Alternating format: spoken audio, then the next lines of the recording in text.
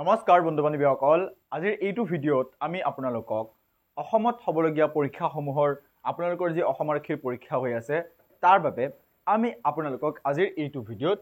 কি প্ৰভাইড কৰিম ভাৰতৰ সংবিধান এই টপিকটো ৰিলেটেড কোৱেশ্চন আহে ৰাইট সো আপোনাৰ হ'বলগীয়া পৰীক্ষাৰ কাৰণে মোষ্ট ইম্পৰ্টেন্ট এটা টপিক হয় ভাৰতৰ সংবিধান সো এই কনস্টিটিউশনৰ পৰা প্ৰশ্ন আহে আপোনাৰ যিকোনো পৰীক্ষাতে হওক প্ৰশ্ন আহে আমি চেষ্টা কৰিম আপোনালোকক আজি এইটো ভিডিঅ'ত যিমানসমূহ প্ৰশ্ন দিব পাৰো মোষ্ট ইম্পৰ্টেন্ট প্ৰশ্নসমূহ কাৰণ কনস্টিটিউশনটো এটা বিগ টপিক হয় সো পুৰা কনস্টিটিউশনটো কভাৰ কৰাটো সম্ভৱ নহয় বাট আমি ট্ৰাই কৰিম যে মোষ্ট ইম্পৰ্টেন্ট কোৱেশ্চনসমূহ আপোনালোকক প্ৰভাইড কৰাত আৰু আমি 60+ কোৱেশ্চন আপোনালোকক প্ৰভাইড কৰিম আজি এইটো ভিডিঅ'ত ৰাইট সো আপুনি যদি অসম আৰক্ষীৰ পৰীক্ষা দিবলৈ গৈ আছে বা অসমত হ'বলগীয়া যিকোনো পৰীক্ষা দিবলৈ গৈ আছে অনলি অসম আৰক্ষীৰ পৰীক্ষা বুলি নহয় আপুনি DHS বা DME বা অসমত হ'বলগীয়া টেট পৰীক্ষাও যদি দিবলৈ গৈ আছে দেন এই টপিকটো আপোনাৰ কাৰণে মোষ্ট ইম্পৰ্টেন্ট হয় ওকে সো বেছি দেৰি নকৰি আহক ভিডিঅ' আৰম্ভ কৰোঁ কিন্তু ইয়াৰ আগতে এটা সৰু ৰিকুৱেষ্ট আপুনি যদি আমাৰ চেনেলত নতুন চেনেল সাবস্ক্ৰাইব কৰিব লগতে আপোনাৰ বন্ধু বান্ধৱীলৈ ভিডিঅ'টো শ্বেয়াৰ কৰিব নিশ্চয় আহক আমি ভিডিঅ' আৰম্ভ কৰোঁ ভিডিঅ' আৰম্ভ কৰাৰ আগতে আপোনালোকক এটা সৰু ইনফৰমেশ্যন দি দিওঁ এটো আমাৰ ই-বুক হয় মোষ্ট ইম্পৰ্টেন্ট ই-বুক আপোনাৰ পৰীক্ষাৰ বাবে হ'ব পাৰে সো ইয়াৰ পৰা কমন আহিবই ABUB পৰীক্ষাৰ কাৰণে মই এটো গ্যাৰান্টি লৈ আছো ABUB পৰীক্ষাৰ কাৰণে ইয়াৰ পৰা কমন আহিবই সো আপোনাৰ যদি প্ৰয়োজন আপুনি ল'ব পাৰে ইয়াত আমি PYQ ইনক্লুড কৰিছো অৰ্থাৎ প্ৰিভিয়াস ইয়াৰ কোৱেশ্চন ইনক্লুড কৰিছো লগতে আমি অসমত হ'বলগীয়া অসমৰ সকলো টপিক ইনক্লুড কৰিছো সো আপোনাৰ যদি প্ৰয়োজন আপুনি ল'ব পাৰে ই-বুকটো আহক প্ৰশ্নলৈ আগবাঢ়ো প্ৰথম প্ৰশ্নটো কি আছে চাওক ইণ্ডিয়ান কনস্টিটিউশন ৰিলেটেড আৰু এই প্ৰশ্নৰ কাৰণে আপোনালোকে 5 ছেকেণ্ড সময় লওক প্ৰশ্নটো পঢ়ক মই ইয়াত ষ্টপ ওৱাচ অন কৰি দিছো 5 ছেকেণ্ড সময় লওকচোন কি দিছে ভাৰতীয় সংবিধান কেতিয়া গণপৰিষদৰ দ্বাৰা গ্ৰহণ কৰা হৈছিল অৰ্থাৎ কি কৰা হৈছিল ভাৰতীয় সংবিধানখন কনস্টিটিউয়েন্ট এছেম্বলিৰ দ্বাৰা কেতিয়া এডপ্ট কৰা হৈছিল উত্তৰ দিব পাৰিলেনে আৰু এই প্ৰশ্নৰ শুদ্ধটো কি হ'ব হেতু হ'ব 26 নৱেম্বৰ 1949 ৰাইট 1949 ৰ 26 নৱেম্বৰত ভাৰতীয় সংবিধানটো কনস্টিটিউয়েন্ট এছেম্বলিৰ দ্বাৰা এটো এডপ্ট কৰা হৈছিল ৰাইট মোষ্ট ইম্পৰ্টেন্ট কোৱেশ্চন হয় আপোনাৰ পৰীক্ষাৰ বাবে আহক আমি আগলৈ আগবাঢ়ো আৰু নেক্সট কোৱেশ্চনটো চাও ওকে পিছৰ প্ৰশ্নটো কি আছে চাওক সেম আপোনালোকে 5 ছেকেণ্ড মান সময় ল'ব এণ্ড দেন উত্তৰটো দিব when did the indian constitution come into the force এটা ইজি কোৱেশ্চন হয় আপোনালোকে জানে এটো বহুত বেছি ইজি কোৱেশ্চন হয় যে ভাৰতীয় সংবিধানখন কেতিয়া আহিছিল ফোৰ্স অৰ্থাৎ কেতিয়া কামলৈ আহিছিল ভাৰতীয় সংবিধানখন কেতিয়া সম্পূৰ্ণৰূপে কাৰ্যকৰী কৰা হৈছিল আৰু এটো হৈছে অপচন নম্বৰ ডি অৰ্থাৎ 26 জানুৱাৰী 1950 ৰাইট 1950 চনৰ 26 জানুৱাৰীত ভাৰতীয় সংবিধানখন কাৰ্যকৰী কৰা হৈছিল যেতিয়া বৰ্তমানে আমি গম পাও নহয় যে ভাৰতীয় আমি গণৰাজ্য দিৱস পালন কৰো কেতিয়া পালন কৰো 26 জানুৱাৰীত ৰাইট 26 জানুৱাৰীত আমি পালন কৰো আৰু এই 26 জানুৱাৰীটোৱে কি হৈছে ভাৰতীয় সংবিধান কাৰ্যকৰী কৰা হৈছিল আৰু সেইভাবে আমি ভাৰতীয় সংবিধানখন কাৰ্যকৰী হোৱাৰ বাবে গণৰাজ্য দিৱস বা গণতন্ত্ৰ দিৱসটো পালন কৰো পিছতে শিকি যাওক how many parts were there in the original constitution okay উত্তৰ দিয়ক কিমান পাৰ্টস আছিল যেতিয়া কনস্টিটিউশন লোৱা হৈছিল কেতিয়া কনস্টিটিউশন লোৱা হৈছিল অৰ্থাৎ হাউ মেনি পাৰ্টস তেতিয়া কিমান পাৰ্টস আছিল তেতিয়া পাৰ্টস আছিল অপচন নম্বৰ বি অৰ্থাৎ 22টা পাৰ্টস আছিল যেতিয়া কনস্টিটিউশনটো কি কৰা হৈছিল অৰিজিনাল অৰ্থাৎ প্ৰথম যেতিয়া কনস্টিটিউশনটো আৰম্ভ কৰা হৈছিল তেতিয়া তাৰ পাৰ্টস আছিল কেইটা 22টা পাৰ্টস আছিল ৰাইট আগলৈ আমি আগব পিছত কি আছে how many article were there in the original constitution অৰ্থাৎ অৰিজিনাল কনস্টিটিউশন অৰ্থাৎ প্ৰথম কনস্টিটিউশনত আৰ্টিকল কিমান আৰ্টিকল আছিল আৰু প্ৰথম কনস্টিটিউশনত আৰ্টিকল কিমান আছিল তেতিয়া আৰ্টিকল আছিল অপচন নম্বৰ বি অৰ্থাৎ 395 ৰাইট অৰিজিনাল কনস্টিটিউশন 395 আৰ্টিকল আছে আচ্ছা ইয়াত আপুনি আমাক এটা বস্তু কমেন্ট কৰকচোন যে বৰ্তমান আমাৰ কনস্টিটিউশনত বা সংবিধানখনত কিমান আৰ্টিকল আছে ওকে আপুনি আমাক কমেন্ট কৰকচোন যে এটোটো অৰিজিনালটোৰ কথা কৈছে কিমান আৰ্টিকল আছে বৰ্তমান ওকে আপুনি আমাক কমেন্টত জনাব পিছৰ প্ৰশ্ন আমি আগব পিছৰ প্ৰশ্নটো কি আছে যে হাউ মেনি স্কেডিউল বা শিডিউল বুলি ক'ব পাৰে were there in the original constitution অৰ্থাৎ প্ৰথমে আমাৰ কনস্টিটিউশনটোত কিমান স্কেডিউল আছিল বা কিমান শিডিউল আছিল প্ৰথমে আৰু হেতু এই প্ৰশ্নৰ শুদ্ধটো কি হ'ব কমেন্টত জনাওকচোন ইয়াৰ শুদ্ধটো হ'ব অপচন নম্বৰ বি অৰ্থাৎ 8টা ৰাইট 8টা কনস্টিটিউশনৰ তেতিয়া স্কেডিউল আছিল আৰু বৰ্তমান কিমানটা আছে বৰ্তমান আমাৰ কনস্টিটিউশনত স্কেডিউল আছে 12টা ৰাইট কিমান খুচি আছে 12টা খুচি আছে 12 খুচি আছে ওকে পিছৰ প্ৰশ্নটো কি আছে হু was the first finance minister of independent India অৰ্থাৎ স্বাধীন ভাৰতৰ প্ৰথম ফাইনেন্স মিনিষ্টাৰ কোন আছিল প্ৰথম ফাইনেন্স মিনিষ্টাৰ কোন আছিল স্বাধীন ভাৰতৰ প্ৰথম বিত্তমন্ত্ৰী বৰ্তমান বিত্তমন্ত্ৰী কোন হয় নিৰ্মলা সীতাৰামন ৰাইট বৰ্তমান বিত্তমন্ত্ৰী হৈছে নিৰ্মলা সীতাৰামন কিন্তু ইয়াত সুধিছে যে স্বাধীন ভাৰতৰ প্ৰথম বিত্তমন্ত্ৰী কোন আছিল আৰু এটো মোস্ট ইম্পৰ্টেন্ট এটা কোৱেশ্চন হয় এনেকুৱা কোৱেশ্চন আপোনাক ফসাব পাৰে ইয়াত চাওক আমি আপোনালোকক ডিটেইল কেইটামান পইণ্ট দিম যে স্বাধীন ভাৰতৰ কোন কি আছিল আৰু কেতিয়া কোন কি আছিল ঠিক আছে ইয়াত স্বাধীন ভাৰতৰ ইন্ডিপেন্ডেন্ট ইণ্ডিয়াৰ প্ৰথম বিত্তমন্ত্ৰী কোন আছিল অপচন নম্বৰ সি অৰ্থাৎ আৰ কে ষণ্মুখম চেট্টি নামটো মনত ৰাখিব R K Shanmukham Chetty was the first finance minister of our independent India right so এটো ইম্পৰ্টেন্ট কোৱেশ্চন মনত ৰাখিব আগলৈ আমি আগব নেক্সট কোৱেশ্চন চাও পিছৰ প্ৰশ্ন কি আছে which portfolio was held by Maulana Abul Kalam Azad in the first cabinet of independent India অৰ্থাৎ আমাৰ স্বাধীন ভাৰতৰ কেবিনেট হৈছিল আৰু সেই কেবিনেটত প্ৰথমে মৌলানা আবুল কালাম আজাদক কোনটো পদ দিয়া হৈছিল এডুকেশ্যন মিনিষ্টাৰ দিয়া হৈছিল গৃহ ব্যৱস্থা বিত্ত আৰু ৰেলৱে আৰু পৰিবহণ বিত্তটো দিয়া হোৱা নাছিল ৰাইট আৰু গৃহটো দিয়া হোৱা নাছিল গৃহমন্ত্ৰী কোন আছিল আপোনালোকে কমেন্ট কৰকচোন যে স্বাধীন ভাৰতৰ প্ৰথম গৃহমন্ত্ৰী কোন আছিল ইয়াত সুধিছে যে মৌলানা আবুল কালাম আজাদে কোনটো বিভাগ দখল কৰিছিল বা তেওঁ কোনটো বিভাগৰ মন্ত্ৰী আছিল যদি আপুনি ভালকৈ অপচন চাই দেন শুদ্ধ উত্তৰ হ'ব অপচন নম্বৰ এ অৰ্থাৎ education minister Maulana Abul Kalam Azad was the first our independent India ki asil amar independent India education minister asil Maulana Abul Kalam Azad pisot ki asat yat extra information on our first cabinet of India amar jitu prothom cabinet hoisil সেই cabinetot কোন কি মন্ত্ৰী আছিল 1947 বুলি হৈছে so 1947 ত আমাৰ দেশ স্বাধীন হোৱাৰ পিছত এই কেবিনেটটো ষ্টাৰ্ট হৈছিল so এই কেবিনেটত কোন কি মন্ত্ৰী আছিল আমি ইয়াত অলপ পঢ়িম ফাৰ্স্ট জৱাহৰলাল নেহৰু কি আছিল আপোনালোকে জানে যে আমাৰ স্বাধীন ভাৰতৰ প্ৰথম প্ৰধানমন্ত্ৰী আছিল ইয়াত আছে পোৰ্টফোলিও অৰ্থাৎ প্ৰাইম মিনিষ্টাৰ আছিল তেওঁ এক্সটাৰ্নাল এফেয়াৰ্স মন্ত্ৰী আছিল ইয়াৰ পিছত কমনৱেলথ ৰিলেশনশ্বিপ মন্ত্ৰী আছিল সাইন্টিফিক ৰিসাৰ্চ মন্ত্ৰী আছিল অৰ্থাৎ এই চাৰি পাঁচটা তেওঁৰ পোৰ্টফোলিও আছিল আৰু বিশেষকৈ আমি গম পাওঁ যে prime minister first prime minister of our independent India Jawaharlal Nehru right মনত ৰাখিব পিছত কি আছে চৰ্দাৰ বল্লভভাই পেটেল মই আপুনি কৈছো না আপোনালোকক যে গৃহমন্ত্ৰী কোন আছিল বা বেলেগ কিবা সো ইয়াত চাওক চৰ্দাৰ বল্লভভাই পেটেল কি আছিল প্ৰথমে তেওঁ হোম মিনিষ্টাৰ আছিল অৰ্থাৎ গৃহমন্ত্ৰী চৰ্দাৰ বল্লভভাই পেটেল গৃহ তথ্য আৰু প্ৰচাৰ আৰু ৰাজ্য এই তিনিটা বিভাগ তেওঁৰ হাতত আছিল যেতিয়া আমাৰ দেশ প্ৰথমে স্বাধীন হৈছিল আৰু কেবিনেট হৈছিল যেতিয়া দেশত প্ৰথমে কেবিনেট হৈছিল পিছত আছে doctor Rajendra Prasad most important হয় এই দুইজনৰ বিষয়ে প্ৰশ্ন আহে most important so Sardar Vallabhbhai পেটেলৰ বিষয়ে আছে যে তেওঁ প্ৰথম ফুড এণ্ড এগ্ৰিকালচাৰ মিনিষ্টাৰ আছিল তেওঁ ফুড এণ্ড এগ্ৰিকালচাৰ এই ডিপাৰ্টমেণ্টৰ চৰ্দাৰ বল্লভভাই হয় নেকি ডক্টৰ ৰাজেন্দ্ৰ প্ৰসাদক ফুড এণ্ড এগ্ৰিকালচাৰ কৃষি আৰু খাদ্য আৰু কৃষি মন্ত্ৰী বুলি তেওঁক দিয়া হৈছিল প্ৰথম কেবিনেটত পিছত কি আছে পিছত আছে মৌলানা আবুল কালাম আজাদ আমি পঢ়িলৈ first education minister of our independent India and then doctor জন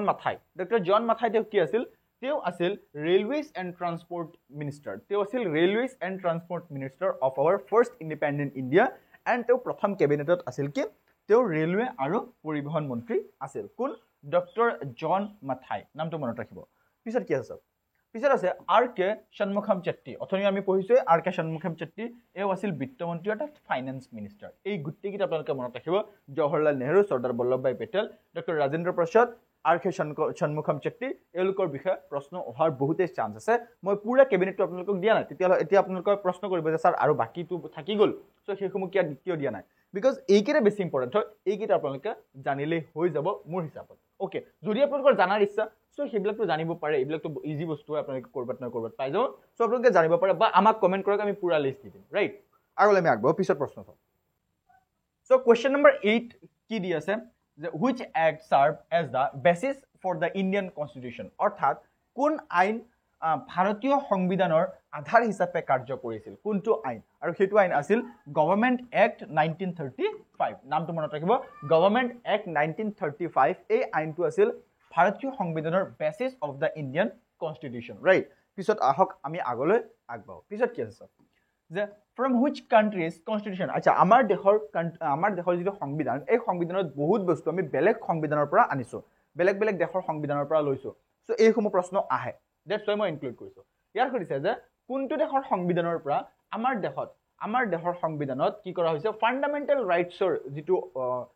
মৌলিক অধিকাৰ আমাৰ আছে মৌলিক অধিকাৰ এটো কোনটো দেশৰ সংবিধানৰ পৰা লোৱা হৈছে ভালকে চাওকচোন অপচন কিটা বহুত বেছি ইজি হয় কোনটো হ'ব আপুনি যদি ইউএসএ বাছি লৈছে দেন ইটস ৰাইট বিকজ ইউএসএৰ পৰা আমাৰ দেশৰ সংবিধানত মৌলিক অধিকাৰটো গ্ৰহণ কৰা হৈছে বা অনা হৈছে ওকে আগলৈ আগবঢ়ো পিছত কি আছে which country's constitution influenced the method of presidential election in India অৰ্থাৎ আমাৰ দেশৰ এই যে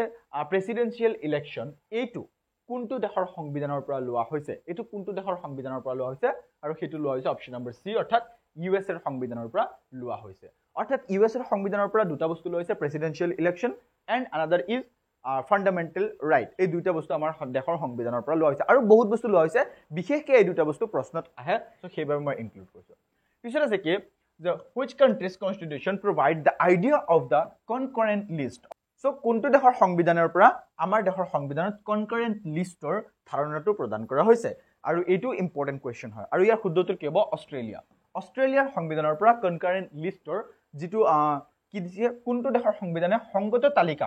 তালিকা যেটো concurrent list বুলি কয় এইটো অষ্ট্ৰেলিয়াৰ সংবিধানৰ পৰা লোৱা হৈছে পিছত কি আছে which country's constitution influenced the concept of fundamental duties fundamental rights মৌলিক অধিকাৰৰ বিষয়ে পঢ়িছো এইটোত খুদিছে যে মৌলিক দায়িত্ব বা কৰ্তব্য ওকে fundamental duties কোনটো দেশৰ সংবিধানৰ পৰা লোৱা হৈছে আৰু সেইটো হৈছে USSR আচ্ছা ইয়াত USSR ফুল ফৰ্ম কি প্ৰশ্ন আহে আৰু এইটো আপোনালোকে উত্তৰ দিয়ক এইটো USSR ৰ ফুল ফৰ্ম কি আপোনালোকে উত্তৰ দিয়কচোন মোক কমেন্টত জনাওক যে USSR ৰ ফুল ফৰ্ম কি এইটো ইম্পৰ্টেন্ট হয় সো দ্যাটস ওয়াই মই খুদি আছো আপোনালোকক যে ইয়াৰ শুদ্ধটো কি আপুনি দিয়কচোন আৰু USA ইয়াৰটো আপোনালোকে জানে ইউনাইটেড ষ্টেটছ অফ USSR কি এইটো আপোনালোকে জানে বহুতে শুনিছে মই বহুবাৰ কৈছো ইয়াৰ বিষয়ে মই আৰু এটা দুই তিনটা ভিডিও বনাইছো ইণ্ডিয়ান কনস্টিটিউশনৰ ওপৰত সো সেইভাবে USSR এটো আপোনালোকৰ কাৰণে ফ্ৰেন্ডলি হ'ব লাগে সো দ্যাটস ওয়াই ইয়াৰ যেটো ফুল ফৰ্ম এটো আপোনালোকে জনাকচোন পিছত কি আছে পিছত 13 number question from which country's constitution did India adopt the system of bicameral parliamentary system অৰ্থাৎ bicameral parliamentary system অৰ্থাৎ কোনটো দেশৰ সংবিধানৰ পৰা ভাৰতত the chambers গঠন অৰ্থাৎ bicameral parliament system টো গ্ৰহণ কৰা হৈছে bicameral parliament system টো অৰ্থাৎ parliament system টো বিশেষকৈ আপোনালোকে জানি থওক সো এটো কোনটো দেশৰ সংবিধানৰ পৰা লোৱা হৈছে হেতু লোৱা হৈছে অপচন নম্বৰ এ অৰ্থাৎ ব্ৰিটেইনৰ সংবিধানৰ পৰা লোৱা হৈছে it is also very important question for your upcoming exam পিছত কি আছে যে which country's constitution influenced the provision regarding the suspension of fundamental rights during an emergency in India অৰ্থাৎ এমাৰ্জেন্সিৰ সময়ত যেতিয়া এমাৰ্জেন্সি হয় তেতিয়া মৌলিক অধিকাৰ স্থগিত কৰা হয় এই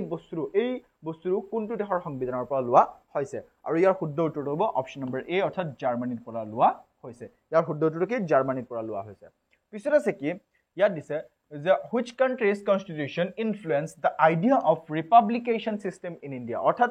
গণতান্ত্ৰিক ধাৰণাটো আমাৰ দেশৰ সংবিধানত কোনটো দেশৰ পৰা লোৱা হৈছে গণতান্ত্ৰিক ধাৰণাটো আমাৰ দেশৰ সংবিধানত ফ্ৰান্সৰ সংবিধানৰ পৰা লোৱা হৈছে পিছত কি আছে which article of Indian constitution deals with the union and its territory অৰ্থাৎ আৰ্টিকলৰ বিষয়ে প্ৰশ্ন আহে আমি কোনটো দেশৰ পৰা কি আহিছে হেতু পঢ়িলো ইয়াত সুধিছে যে কোনটো আৰ্টিকলে কিহৰ লগত ডিল কৰে অৰ্থাৎ কোনটো আৰ্টিকলে ইণ্ডিয়াৰ কনস্টিটিউশনৰ লগত কি কৈছে যে ইউনিয়ন এণ্ড ইটস টেৰিটৰি অৰ্থাৎ কি দিছে যে ভাৰতীয় সংবিধানৰ কোন আৰ্টিকলে ৰাষ্ট্ৰ সৌৰাষ্ট্ৰ আৰু সৌৰাষ্ট্ৰ বুলি কৈছে সৌৰাষ্ট্ৰ আৰু ইয়াৰ অঞ্চলৰ বিষয়ে অৰ্থাৎ আমাৰ দেশৰ যি ইউনিয়ন আৰু টেৰিটৰি ইয়াৰ বিষয়ে ইউনিয়ন এণ্ড ইটস টেৰিটৰি ইয়াৰ বিষয়ে কোনটো আৰ্টিকলত লিখা আছে সো ইয়াৰ শুদ্ধটো হ'ব অপচন নম্বৰ এ অৰ্থাৎ আৰ্টিকল 1 to 4 ত লিখা আছে মনত ৰাখিব পিছত কি আছে which part of Indian অৰ্থাৎ আকৌ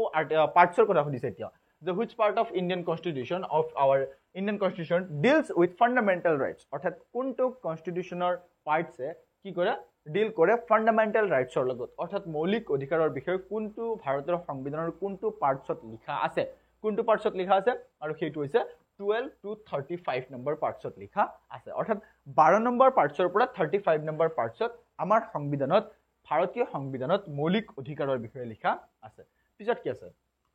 which part of the Indian constitution includes the directive principle of state policy অৰ্থাৎ state policy directive principle of state policy এই বস্তুৰ কোনটো পাৰ্টছত লিখা আছে ভাৰতীয় সংবিধানৰ কোনটো অংশৰ ভিতৰত ৰাজ্যৰ নীতিৰ নিৰ্দেশনা সংক্ৰান্তৰ ধাৰণাসমূহ দিয়া হৈছে নীতিৰ নিৰ্দেশনা ধাৰণাসমূহ আৰ্টিকল নম্বৰ 36 ৰ পৰা 51 লৈ দিয়া হৈছে 36 ৰ পৰা 51 লৈ যিকোনো ৰাজ্যৰ নীতি নিৰ্দেশনা সংক্ৰান্ত ধাৰণাসমূহ দিয়া হৈছে আমাৰ দেশৰ কনস্টিটিউশনত বা সংবিধানত ওকে পিছত আছে কি চাওক which article of the constitution of india deals with fundamental duties কোনটো আৰ্টিকলত হয় আৰ্টিকলত খুজিছে কোনটো আৰ্টিকলত আমাৰ দেশৰ সংবিধানৰ কোনটো আৰ্টিকলত ফান্ডামেন্টাল ডিউটিজ অৰ্থাৎ মৌলিক কৰ্তব্যৰ বিষয়ে লিখা আছে বা আলোচনা কৰিছে মৌলিক কৰ্তব্যৰ বিষয়ে আৰ্টিকল নম্বৰ 51(8) আছে ৰাইট 51(8) আছে মৌলিক কৰ্তব্যৰ বিষয়ে জানি থক আপোনালোকে বহুত বেছি ইম্পৰ্টেন্ট হয় এটো পৰীক্ষাৰ কাৰণে মৌলিক কৰ্তব্য আৰু মৌলিক অধিকাৰৰ বিষয়ে প্ৰশ্ন আহে পিছত কি আছে which parts of Indian constitution deals with the panchayats অৰ্থাৎ পঞ্চায়তৰ লগত ভাৰতৰ সংবিধানৰ কোনটো পাৰ্টছে ডিল কৰে পঞ্চায়ত ৰাজ বা পঞ্চায়তৰ লগত ভাৰতৰ সংবিধানৰ কোনটো পাৰ্টছে ডিল কৰে and the right answer will be part number is 9 and article number is 243 to 243 অৰ্থাৎ 243 পাৰ্টছৰ পৰা 243 আৰ্টিকলৰ পৰা 243 ও এই আৰ্টিকলটোৱে কি কৰে আৰু পাৰ্ট হৈছে 9 এই পাৰ্ট আৰু এই আৰ্টিকলৰ ভিতৰত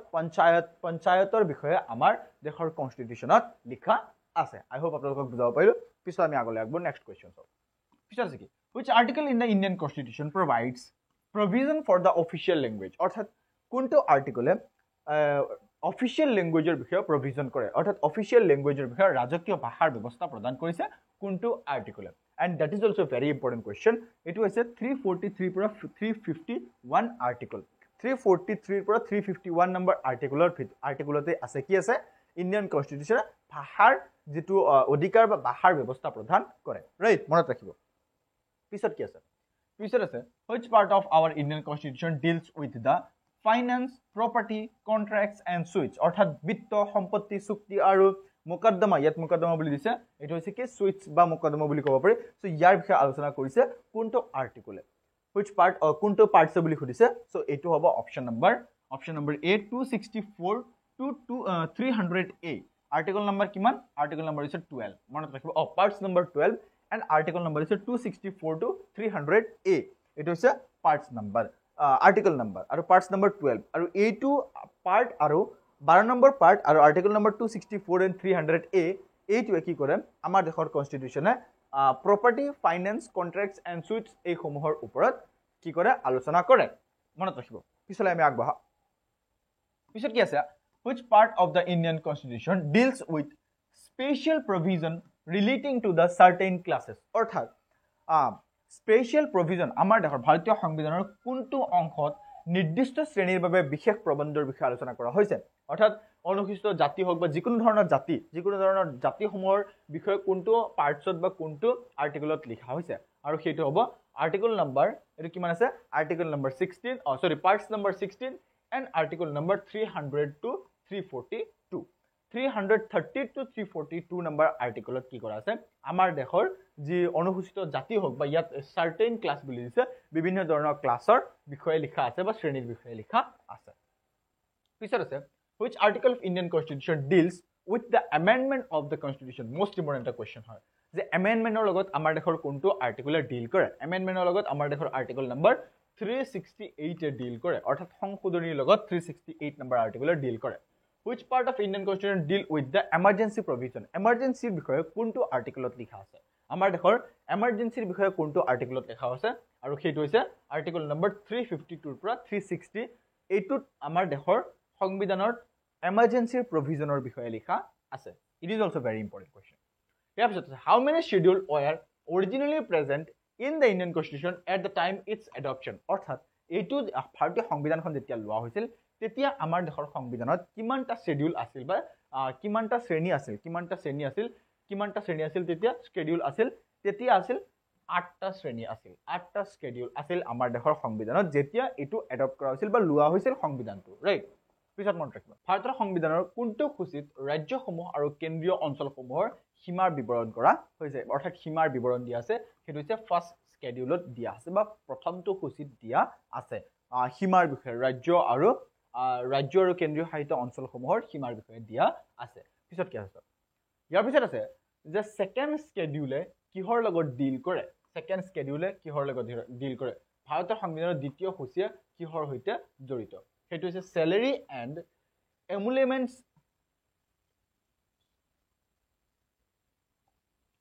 emoluments of government official অৰ্থাৎ government official চৰকাৰৰ চাকৰি কৰা government officialৰ salary আৰু এওঁলোকৰ যি ধৰক থকা খোৱাই হোক বা যি তেওঁলোকৰ ব্যৱস্থা হোক সেইসমূহ সেকেন্ড স্কেডিউলত দিয়া হৈছে ৰাইট স্যালাৰিৰ বিষয়ে বা বিভিন্ন ধৰণৰ অৰ্থাৎ চৰকাৰী অফিচিয়েলৰ গভৰ্ণমেণ্ট অফিচিয়েলৰ বিষয়ে দিয়া আছে পিছত কি আছে পিছত আছে যে থাৰ্ড স্কেডিউলে কিহৰ লগত ডিল কৰে থাৰ্ড স্কেডিউলে ডিল কৰে forms of oath and affirmation অৰ্থাৎ oath আৰু affirmation আপোনালোকৰ যি আমাৰ দেশত কোনোবা চৰকাৰ গঠন হলে যিয়ে হোক তেওঁলোকে শপত গ্ৰহণ কৰে আৰু সেই শপত গ্ৰহণৰ বিষয়ে বা বিভিন্ন ধৰণৰ ৰুলছ ৰেগুলেশ্যনৰ বিষয়ে এই শপত গ্ৰহণত সেইটো থাৰ্ড খুচি বা তৃতীয় স্কেডিউলত লিখা আছে পিছত আছে ফোৰ্থ স্কেডিউলে কিহৰ লগত ডিল কৰে সেইটো হৈছে এলোকেশ্যন অফ সিটস ইন ৰাজ্যসভা অৰ্থাৎ ৰাজ্যসভাসমূহৰ সিটছৰ এলোকেশ্যন কৰে ফোৰ্থ স্কেডিউলত লিখা আছে ইয়াৰ পিছত আছে ফিফথ স্কেডিউলে কিহৰ লগত ডিল কৰে ফিফথ স্কেডিউলে ডিল কৰে schedule areas and scheduled tribes অৰ্থাৎ schedule areas and scheduled tribesৰ বিষয়ে অৰ্থাৎ SC অৰ্থাৎ বা ST tribes বা scheduled area এই সমূহৰ বিষয়ে লিখা আছে ফিফথ স্কেডিউলত মনত ৰাখিব ইয়াৰ পিছত কি আছে which schedule of the Indian Constitution deals with the administration of tribal area in the northeastern state এটো আমাৰ কাৰণে বহুত বেছি ইম্পৰ্টেন্ট হয় the northeastern state অৰ্থাৎ আমাৰ এই নৰ্থইষ্টৰ ষ্টেট সমূহৰ এডমিনিষ্ট্ৰেচনৰ বিষয়ে কোনটোত লিখা আছে কোনটো স্কেডিউলত and the schedule is 6th schedule মনত ৰাখিব 6th schedule লিখা আছে ইয়াৰ পিছত আছে the distribution power between the union and the state government is mentioned in which of the schedule of the Indian Constitution অৰ্থাৎ আমাৰ যে ইউনিয়ন টেৰিটৰি আছে বা ইউনিয়ন আছে লাইক আমাৰ সেন্ট্ৰেল হয় সো সেই সেন্ট্ৰেল আৰু আমাৰ ৰাজ্য চৰকাৰৰ ভিতৰত যিটো পাৱাৰ হিৰো ডিস্ট্ৰিবিউশন কৰাৰ বিষয়ে কোনটো স্কেডিউলত লিখা আছে আৰু সেইটো হৈছে 7th schedule মনত ৰাখিব ইম্পৰ্টেন্ট হয় পিছত আছে how many languages are recognized under the 8th schedule of the Indian Constitution অৰ্থাৎ ল্যাঙ্গুৱেজৰ বিষয়ে 8th schedule লিখা আছে আৰু কৈছে কিমান ল্যাঙ্গুৱেজ কিমান ভাষা আমাৰ ভাৰতীয় সংবিধানৰ স্বীকৃতি দিছে আৰু সেইটো হৈছে অপচন নম্বৰ A অৰ্থাৎ 22 ভাষা বৰ্তমান অফিচিয়েল হৈ আছে পিছত আছে 9th schedule কিহৰ লগত ডিল কৰে 9th schedule ডিল কৰে validation of certain acts and regulation যিকোনো অ্যাক্টস হোক বা কিবা রেগুলেশন হোক কিবা রুলস হোক হেতু যদি নতুনকৈ আহে হেতুক ভ্যালিড কৰা বা হেতু ভ্যালিড নে ইনভ্যালিড নে হেতু হ'ব নে নহব তাৰ বিষয়ে 9th schedule ডিসকাস কৰা হৈছে বা 9th schedule ডিল কৰে here is the 36th number question ইয়াত সুধিছে যে which schedule of the Indian Constitution is related to the anti-defection law অৰ্থাৎ law anti-defection law বিষয়ে কোনটো স্কেডিউলত লিখা আছে আৰু সেইটো হৈছে 10th schedule এইটো ডিল কৰিছে বা 10th schedule ইয়াৰ বিষয়ে লিখা আছে বা আলোচনা কৰিছে ইয়াৰ পিছত আছে যে 11th schedule কোনটো বিষয়ে লিখা আছে 11th schedule লিখা আছে power and responsibilities of the panchayats আমাৰ দেখত বা আমাৰ ৰাজ্যসমূহতে এটা সিস্টেম আছে পঞ্চায়ত সিস্টেম সো এই পঞ্চায়ত সিস্টেমত কি কৰা হৈছে যে 11th schedule যেটো হৈছে এই 11th schedule ইয়াৰ বিষয়ে লিখা হৈছে বা এইটো 11th schedule লগত জড়িত যে পাৱাৰ এণ্ড ৰেসপন্সিবিলিটিজ এই দুইটা বস্তু পাৱাৰ আৰু ৰেসপন্সিবিলিটিজ লিখা হৈছে পঞ্চায়তৰ পাৱাৰ আৰু ৰেসপন্সিবিলিটিজ লিখা হৈছে পিছত আছে the 12th schedule of the Indian Constitution deals with which of the following অৰ্থাৎ 12th schedule কিহৰ লগত ডিল কৰা সেইটো হৈছে power authority and responsibilities of municipalities অৰ্থাৎ municipalityৰ ওপৰত আমাৰটো গাঁৱৰ কাৰণে পঞ্চায়ত হয় municipalityৰ কাৰণে পাৱাৰ আৰু অথৰিটি এইটো ডিসকাস কৰা হৈছে 12th schedule ৰাইট সো এইখিনি হৈছে স্কেডিউলৰ বিষয়ে প্ৰশ্ন and this is also very important এই সমূহ বহুত বেছি ইম্পৰ্টেন্ট হয় ঠিক আছে আজি এইটো ভিডিও আমি ইয়াতে শেষ কৰিব বিচাৰিছো বিকজ যি সমূহ ইম্পৰ্টেন্ট হয় সেই সমূহ আমি দিয়াৰ চেষ্টা কৰিছো এণ্ড আকৌ আপোনাক বহুত বহুত ধন্যবাদ এই ভিডিও ইমানখিনি চোৱাৰ বাবে আপোনাৰ লগত মই আকৌ লগ পাম তেতিয়ালৈকে আপুনি আমাৰ লগত জড়িত থাকিব কিন্তু ইয়াৰ আগতে এটা সৰু ৰিকুৱেষ্ট আপুনি যদি আমাৰ এই বুক লৈছে দেন ধন্যবাদ যদি লোৱা নাই তেনে আপুনি ল'ব পাৰে ডেসক্ৰিপচন চেক আউট কৰিব পাৰে এই ইবুকটোত মোস্ট ইম্পৰ্টেন্ট কোৱেশ্চনসমূহ আপোনালোকে পাব লগতে কিবা যদি প্ৰবলেম হয় আপোনালোকৰ এই ইবুক লওঁতে বা যিকোনো ধৰণৰ প্ৰবলেম দেন আপুনি আমাক এই নম্বৰত যোগাযোগ কৰিব পাৰে 924264 এই নম্বৰটোত যোগাযোগ কৰিলে আমি আপোনালোকক ৰেসপন্ড কৰিম ওকে প্লিজ ফোন নকৰিব জাস্ট হোৱাটসএপ কৰিব থ্যাংক ইউ সো মাচ এই ভিডিওটো ইমানখিনি চোৱাৰ বাবে আপোনাৰ লগত মই আকৌ লগ পাম আৰু এটা ইম্পৰ্টেন্ট ভিডিও তেতিয়ালৈকে আপুনি আমাৰ লগত জড়িত থাকক ধন্যবাদ আপোনাক আকৌ জয় আই অসম